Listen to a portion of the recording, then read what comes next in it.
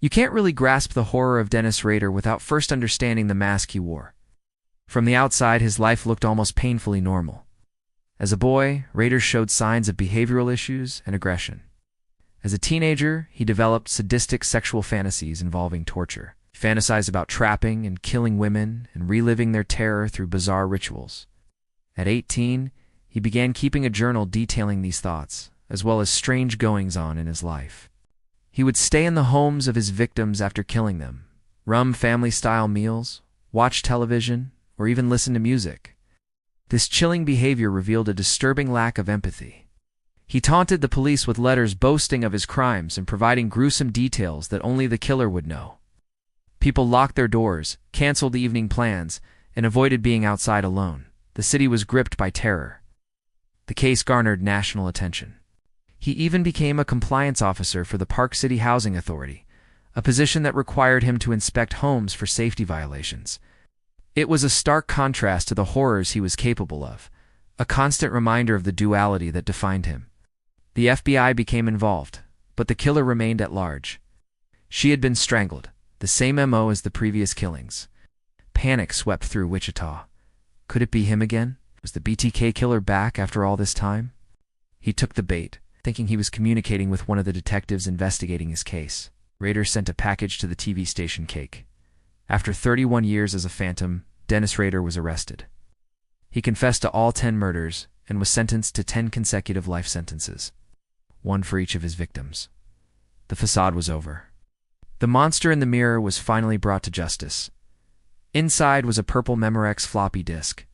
He thought he had erased all traces of its contents, but forensic investigators recovered the metadata from a deleted Word document on the disk.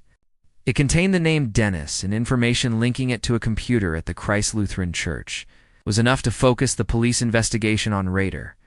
Rader's ability to blend in. To be the seemingly harmless neighbor made him impossible to pin down. Just over a decade later, in 2004, frustrated by what he saw as a lack of media attention on his case, Rader resurfaced. He sent letters and packages to the press and the police, reigniting the spotlight on the BTK case. In one letter he wrote, "I wonder if I have to kill again to get my name in the paper, or maybe the media has forgotten about me."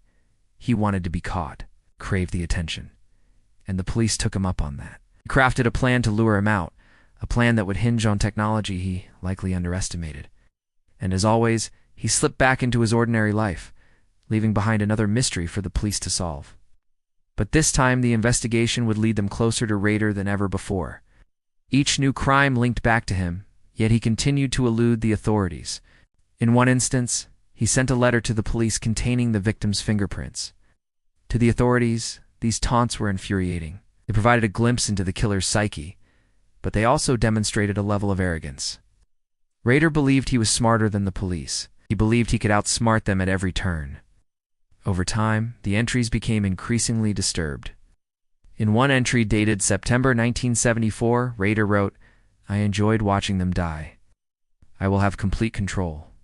He remained elusive for years, evading the police despite numerous sightings and growing evidence against him.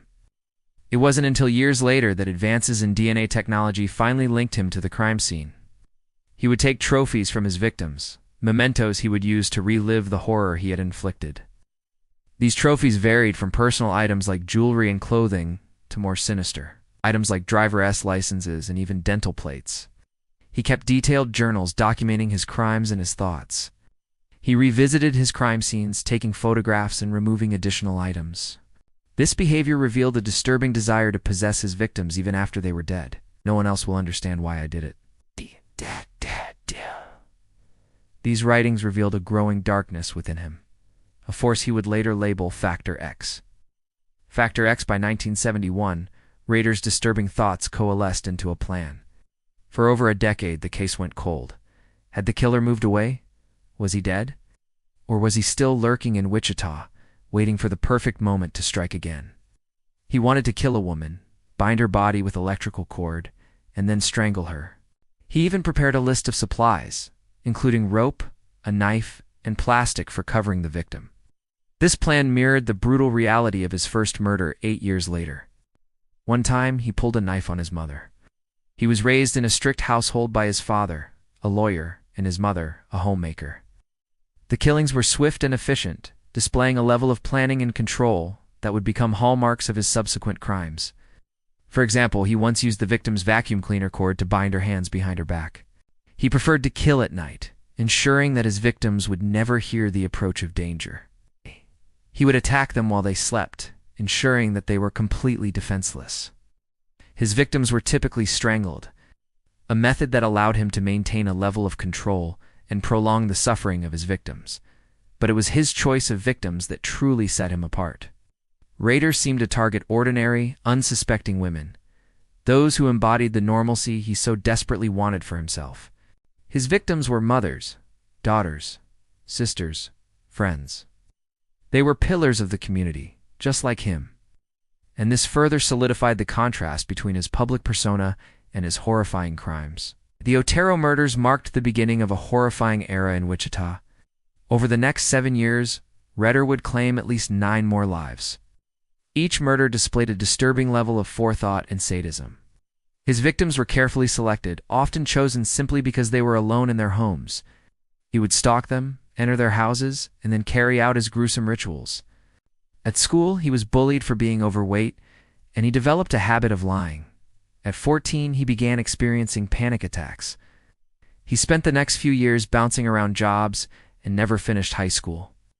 Then in 1962, he joined the U.S. Air Force.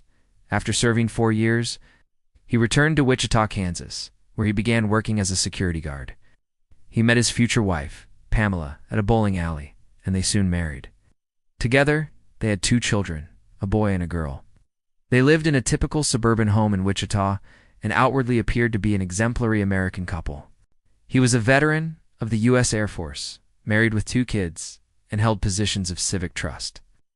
In a dark twist of irony, he worked for the ADT security company from 1974 to 1988, installing the very alarm systems meant to keep people safe in their homes. He later became a compliance officer for Park City, a stickler for the rules, known for being meticulous and overbearing. And most chillingly, he was the president of the Christ Lutheran Church Council.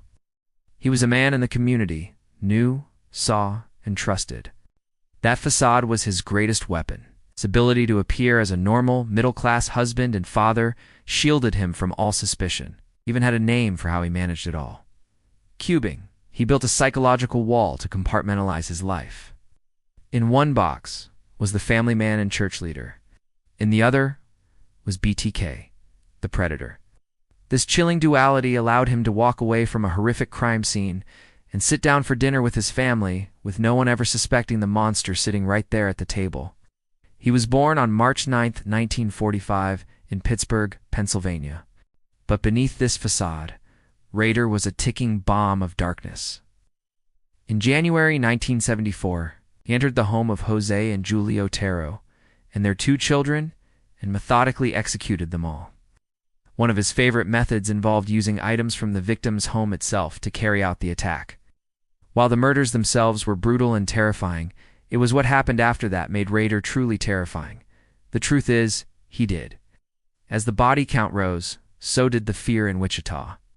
Then in 1979, he vanished.